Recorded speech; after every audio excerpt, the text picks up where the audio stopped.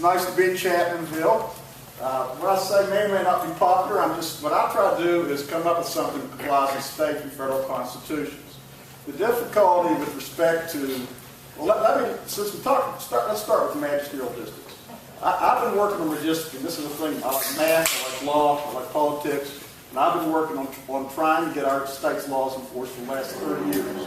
So 30 years ago, when I was 31, now I'm 61, when I looked at the census data for the 1980 census, and I went to A. James Manchin, who was then Secretary of State, and talked to John Praz, assistant, said, all these counties are out of whack. You know, the state code requires that they're supposed to have some degree of equality among the magisterial districts. That's important because there's a cap in the state constitution on how many people on the county commission can live in a magisterial district, which is one. There's a cap now in the state constitution on how many people on the school board can live in a magisterial district, which is now 2. So if one's really small and one's really big, it does have a practical effect. Well, when A. James Manchin was Secretary of State, he did send out letters to all the counties. And that's the county commission's responsibility. If the county commission won't do it, and I believe the state code, and I don't know if it's changed since 30 years ago, basically you're supposed to try to make them close numerically. And certainly the standard under the Equal Protection Clause of the 14th Amendment, I would certainly think that the smallest one should be at least 90% of the population of the biggest one. That at least. That's not that hard to do. You might have to change some precinct lines. You might have to move some blocks or something. But any county in West Virginia should be able to do that. And it's not fair to the folks that live in those counties. So I would hope the Secretary of State's office, as the chief election official of the state, gets proactive on that and sees that that's done. Now, if the people refuse to do it, then you may have to go to court. Get a petition for writ of mandamus to force the county commissioners to do what they're supposed to do without being so important. On congressional redistricting, I've testified in 2 federal cases on congressional redistricting. I've already submitted 3 different proposals. They're very close to numerical equality. You're supposed to be as close as possible with congressional districts. But I've already submitted those, and I'm informed that my 3 submissions I've already done are already on the internet, so I won't beat a dead horse. A different matter I'm working on is I'm trying to draw the state into 100 single-member districts. I have been fighting for single-member districts since the 1980s. We had to have a petition drive in South Charleston where I live. We had some of our wards were 2-member wards and some were 1-member wards. I went through all the census data, came up with a plan to divide South Charleston into 8 single-member wards.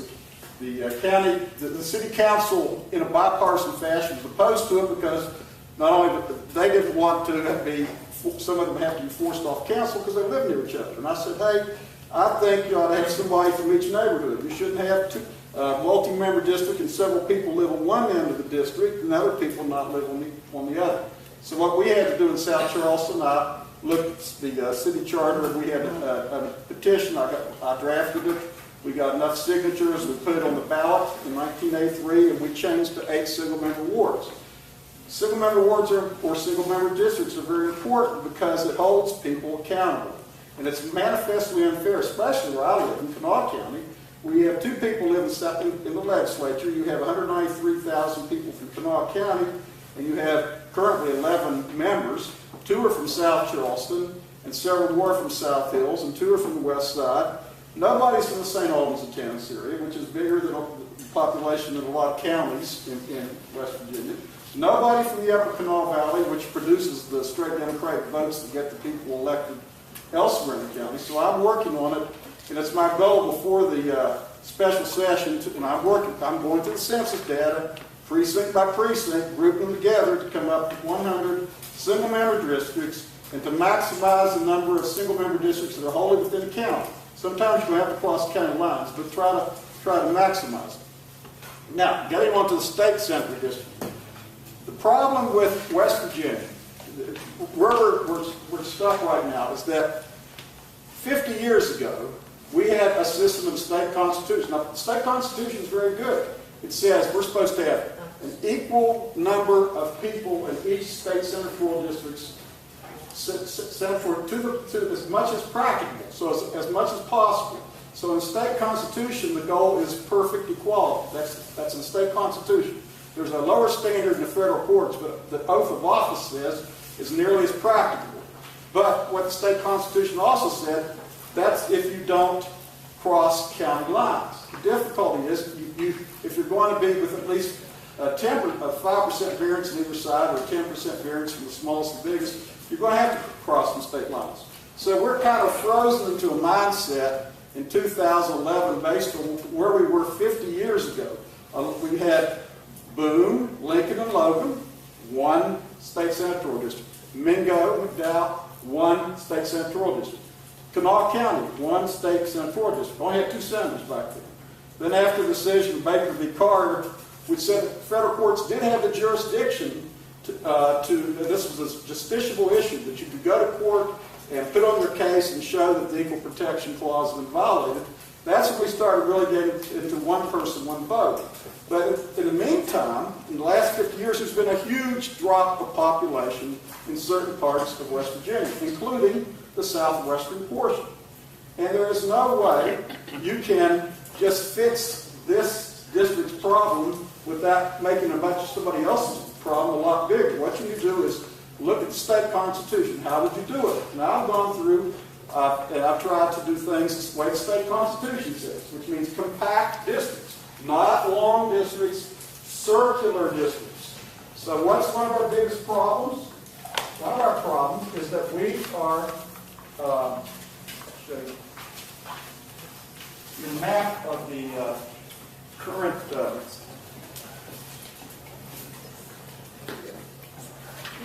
Logan County is affected because it is inbound, closer to the center of the state, by a very non-compact district. And that non-compact district is all of Mingo and all of McDowell, plus a big portion of Mercer and a portion of Wayne. Does that look like a circle to anybody here? No. No, it looks like a boomerang. So if you're going to comply with the state constitution, and Mingo and McDowell do not have enough folks to come up to 109,000, the logical thing, which is disruptive of the status quo, I'm giving you one proposal, which I've come up with, is simply to have 4 counties with very similar interests. Coal mining, infrastructure problems.